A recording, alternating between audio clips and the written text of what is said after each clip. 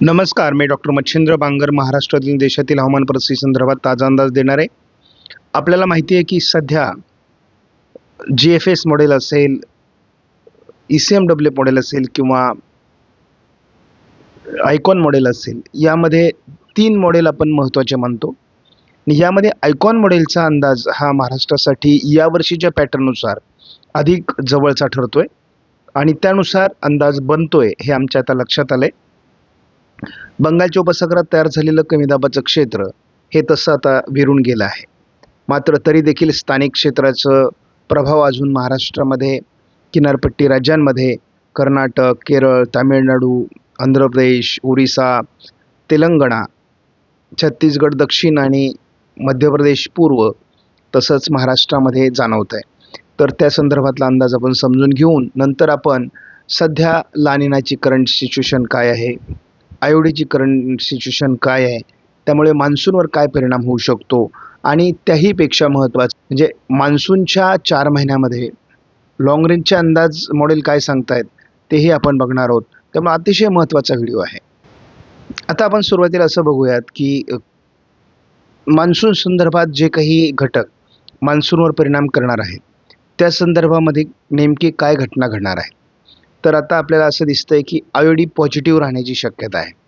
आपल्याला हा 15 फेब्रुवारीला आलेला अंदाज आहे. जरी इथे ऑक्टोबर 25 पासूनचा अंदाज दिला असला तरी त्या पुढे अंदाज सरकलेला असतो आणि आत्ताच्या करंट सिच्युएशननुसार आता आयोडी हा पॉझिटिव्ह साईडला सरकण्याची शक्यता आहे. त्यामुळे मान्सूनच्या कालावधीमध्ये सुद्धा एकूण असा अंदाज आहे की आयोडी पॉझिटिव्ह राहील. साधारणपणे आपण या ग्राफच्या नुसार सुद्धा आयोडीचं मॉडेल बेस प्रोबॅबिलिटीज बघू शकतो. यामध्ये जानेवारी 26ला साधारणपणे सिच्युएशन दाखवलेली आहे. फेब्रुवारी, मार्च, एप्रिल, मे, जून आणि जुलैपर्यंतचा अंदाज आहे. तर यामध्ये असं आपल्याला स्पष्ट दिसतंय की लाल कलरमध्ये जो आयोडी दाखवण्यात आलेला आहे तो पॉझिटिव्ह आहे आणि आपल्याला पॉझिटिव्ह आयोडी प्रत्येक ठिकाणी पुढे पुढे वाढत जाण्याची शक्यता आहे. आत्ता सध्या आपण जर फेब्रुवारीमध्ये आहोत तर सध्या न्यूट्रल कंडिशनमध्ये आयोडी आहे. पुढे पुढे जसं आपण मार्चकडे जाऊ तेव्हा आयोडी पॉझिटिव्ह होणार आहे, एप्रिलमध्ये पॉझिटिव्ह होणार आहे, थोडा मेमध्ये तो डाऊन फॉलकडे येतो आहे, परंतु पुन्हा जूनमध्ये तो पॉझिटिव्ह होणार आहे आणि जुलैमध्ये सुद्धा आयोडी जवळपास 40% जवळपास पॉझिटिव्ह असणार आहे आणि त्यामुळे आपल्याला मान्सूनसाठी ही सकारात्मक गोष्ट आहे. आपण जसं एल निनोविषयी खूप बोलतो परंतु आयोडीविषयी फार कमी चर्चा आपल्याला हवामान अंदाज सांगताना ऐकायला मिळते. तर या ठिकाणी मॉडेल प्रिडिक्शननुसार आपल्याला असं दिसतंय की आयोडी फ्रॉम फेब्रुवारीपासून म्हणजे आपल्याला पॉझिटिव्ह साईडला सरकताना दिसतोय आणि या ठिकाणी आयोडीमध्ये सुद्धा अनेक घटक समाविष्टित असतात आणि त्यामध्ये आपल्याला तसं दिसतंय की आयोडीचा जो मुख्य प्रभाव आहे तो पॉझिटिव्ह साईडला सरकण्याची शक्यता आहे. म्हणजे जरी एल निनो हा निगेटिव्ह साईडला असला तरी देखील आयोडी हा पॉझिटिव्ह साईडला असण्याची शक्यता आहे. त्यामुळे मान्सूनमध्ये आपल्याला फेरबदल दिसतील आणि याचा मुख्य फायदा आपल्याला असा होईल की अरबी समुद्र आणि बंगालच्या उपसागरामध्ये काही सिस्टम विकसित होतील आणि ज्या भारताला चांगल्यापैकी पाऊस देऊ शकतील. म्हणजे आपल्याला जो काही दुष्काळाची भीती दाखवली जाते तर त्या दुष्काळापासून आपण वाचणार आहोत. आता ENSO मॉडेल प्रिडिक्शन पण महत्त्वाचं आहे. हे पण फेब्रुवारीचं प्रिडिक्शन आहे. आपण बघतो की आपल्याला अनेक घटक या ठिकाणी दिसतात आणि या घटकांमध्ये देखील काही घटक निगेटिव्ह तर काही घटक हे पॉझिटिव्ह आहेत आणि यामध्ये आपल्याला असं दिसतंय की निनो 3.4 काय रोल करतो या सगळ्या मान्सून सिच्युएशनमध्ये हे आपल्यासाठी महत्त्वाचं असणार आहे. आणि एकूणच असं दिसतंय की एल निनो कंडिशन तीव्र होईल तर आयोडी पॉझिटिव्ह होईल. आता नोवाने प्रसिद्ध केलेल्या एल निनो संदर्भातला आपण हा अंदाज बघतो. यामध्ये आपल्याला रेड कलरमध्ये एल निनो तर ब्ल्यू कलरमध्ये ला निना दाखवलेला आहे. तर राखाडी कलरमध्ये आपल्याला न्यूट्रल कंडिशन दाखवलेली आहे. सध्या आपण जर जानेवारी, फेब्रुवारी, मार्च बघितलं तर आपल्याला लानिना आहे. न्यूट्रल कंडिशन कमी आहे. मात्र आपल्याला पुढे असं दिसतंय, की न्यूट्रल कंडिशन थोडी वाढलेली आहे आणि लानिनासुद्धा बऱ्यापैकी कमी झालेला आहे. मार्च, एप्रिल, मेमध्ये आपल्याला साधारणपणे असं दिसतंय, की अतिशय कमी म्हणजे 10% दरम्यान आपल्याला लानिना आलेला आहे आणि न्यूट्रल कंडिशन मात्र 90% वर पोहोचलेली आहे. तेच आपण जर आपल्याला एप्रिल, मे, जूनमध्ये बघितलं तर आपल्याला या ठिकाणी एल निनो फार प्रभावी नाही, लानिना फार प्रभावी नाही, परंतु न्यूट्रल कंडिशन ही आपली जवळपास 90च्या वरती आहे.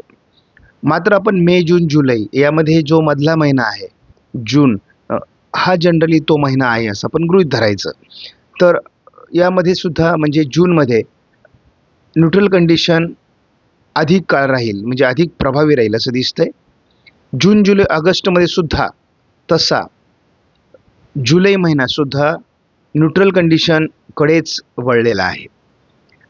मात्र आपण जेव्हा जुलै, ऑगस्ट, सप्टेंबरकडे जातो तेव्हा मात्र आपल्याला लानिना हा 50% क्रॉस होतोय आणि याचा अर्थ ऑगस्ट, सप्टेंबर, ऑक्टोबरमध्ये एल निनो हा जवळपास 60% वर पोहोचणार आहे. याचा अर्थ असा होतो, की मग सप्टेंबर, ऑक्टोबर, नोव्हेंबर हे महिने तसे आपल्याला पुढे फार महत्त्वाचे नाही आहेत.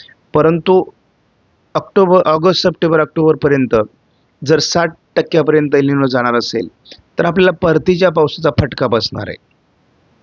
परंतु असं आहे, की बंगालच्या उपसागरामध्ये आणि अरबी समुद्रामध्ये जर या दरम्यानच्या काळात काही सिस्टम तयार झाल्या, तर कारण हा जो एल निनो संदर्भातला अंदाज आहे, हा जगासाठी आहे. पण आपण फक्त भारतासाठी विचार करतो आणि त्यातही महाराष्ट्रासाठी विचार करतो.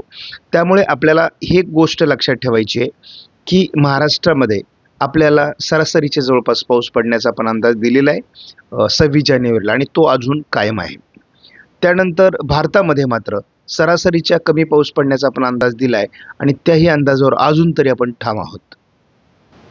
आता आपण हीच बाब इंटरनॅशनल रिसर्च इन्स्टिट्यूटच्या ENSOमध्ये जर बघितली तर यांचं म्हणणं काय आहे, तर फेब्रुवारी, मार्च, एप्रिलमध्ये त्यांनी न्यूट्रल कंडिशन दाखवलेली आहे. मार्च, एप्रिल, मेमध्ये न्यूट्रल कंडिशन दाखवलेली आहे.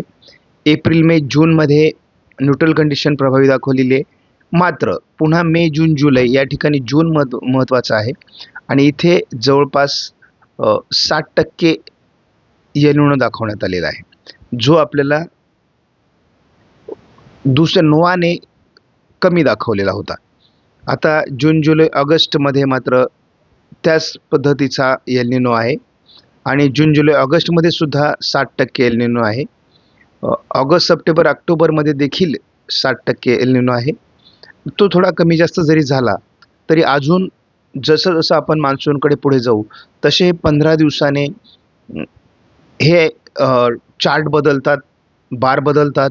त्यामुळे यामध्ये आणखी बदल होणार आहेत. कधी ते निगेटिव्ह साईडला झुकू शकतात, पॉझिटिव्ह साईडला झुकू शकतात. परंतु आत्ताचा अंदाज जो आहे तो आपल्याला जो मान्सूनचा उत्तर काळ आहे म्हणजे यामध्ये ऑगस्ट, सप्टेंबर आणि ऑक्टोबरमध्ये देखील थोडे वादळी पाऊस होतील आणि त्यामुळे असमान वितरण राहील. पावसाचं प्रमाण सरासरीच्या तुलनेत कमीच राहण्याची शक्यता आहे. परंतु काही कमी दाब वादळं येऊन महाराष्ट्राची पावसाची गरज भागवतील यावर आपण अजून ठाम आहोत. महाराष्ट्रात असमान वितरण झाल्यामुळे काही जिल्हे हे कमी पावसाचे असणार आहेत आणि जनरली ते जिल्हे जे असतात ते पर्जन्यछायेच्या प्रदेशातील असतात. त्यामुळे चारा पाणी जपून वापरा, जेणेकरून आपल्याला या कालावधीमध्ये फार अडचण निर्माण होणार नाही याची काळजी घ्या. लांब पल्ल्याचा अंदाज बघण्याकरता फक्त एकच मॉडेल घेणार आहोत, SIPS एकमेव मॉडेल घेणार आहोत आणि यामध्ये आपण बघणार आहोत की साधारण पुढचा मान्सून सहित पाऊस कसा असणार आहे. मान्सून पूर्वमध्ये आपल्याला मे महिना महत्त्वाचा आहे. यामध्ये पूर्व विदर्भासहित मराठवाडा आणि पश्चिम महाराष्ट्रात पाऊस चांगला पडेल. उत्तर महाराष्ट्रात मेमध्ये पावसाची घट असण्याची शक्यता आहे, उत्तर कोकणासहित. तर आपण असं बघतो की जूनमध्ये मध्य महाराष्ट्र आणि कोकणात चांगल्यापैकी पाऊस होण्याची शक्यता आहे. मराठवाड्यात पश्चिम महाराष्ट्र आणि उत्तर महाराष्ट्रातही मध्यम स्वरूपाचा पाऊस असेल. पूर्व विदर्भात पाऊस कमी राहण्याची शक्यता आहे. मात्र आपण असं बघतो की जुलैमध्ये पूर्व विदर्भ, उत्तर महाराष्ट्र, कोकण भरपूर पाऊस होणार आहे. मात्र थोडं दक्षिण मराठवाडा आणि पश्चिम महाराष्ट्रात पावसाची घट असू शकते. त्या तुलनेत आपण असं बघितलं तर ऑगस्टमध्ये सुद्धा पश्चिम महाराष्ट्र, दक्षिण कोकणात पावसाची घट राहील. मध्य महाराष्ट्रातही थोडी पावसाची घट राहू शकते. दक्षिण मराठवाड्यामध्ये पावसाची घट राहू शकते. उत्तर कोकण, उत्तर महाराष्ट्र, उत्तर मराठवाडा आणि पूर्व विदर्भात वातावरण चांगलं असणार आहे. त्यानंतर आपण असं बघतो की सप्टेंबर महिना हा शेवटचा, विदर्भामध्ये चांगला पाऊस, पूर्व विदर्भात त्यात आणखी उत्तम पाऊस राहील. मराठवाड्यातही मध्यम स्वरूपाचा पाऊस राहणार आहे. इथेही पश्चिम महाराष्ट्रात पावसाची घट आहे. ह्या एकमेव मॉडेलला आपण यासाठी दाखवलेलं आहे की हे एकमेव मॉडेल आपल्याला असं आहे की याच्यावर आपला 5 वर्षाचा रिसर्च आहे. 5 वर्ष आपण अभ्यास केलेला आहे आणि या मॉडेलनुसारच मान्सूनचा बराच प्रवास असतो असा आपला अनुभव आहे. त्यामुळे महाराष्ट्रात चांगला पाऊस होईल. आपण हा महाराष्ट्राचा अंदाज बघतानाही बघितलं की आपल्याला गुजरात, राजस्थान, अगदी उत्तर भारत, दक्षिण भारतात आपण पुन्हा जर मागे सरकलो तर आपल्या लक्षात येईल की राजस्थानमध्ये, पंजाब, हरियाणा, दिल्लीमध्ये, त्यानंतर दक्षिणेतील सर्व राज्यांमध्ये मान्सून कालावधीमध्ये पाऊस कमी होतो आहे. म्हणजे दक्षिण भारत, पूर्व भारत, उत्तर भारतामध्ये काही राज्ये दुष्काळी असणार आहेत. हे लक्षात घ्या. त्यामुळे आपल्याला हा अंदाज महत्त्वाचा आहे. आपण आज व्हिडिओमधील माहिती महत्त्वपूर्ण वाटल्यास लाईक करा, शेअर करा, चॅनलला सबस्क्राईब करा. धन्यवाद. जय हिंद, जय महाराष्ट्र, जय बळीराजा.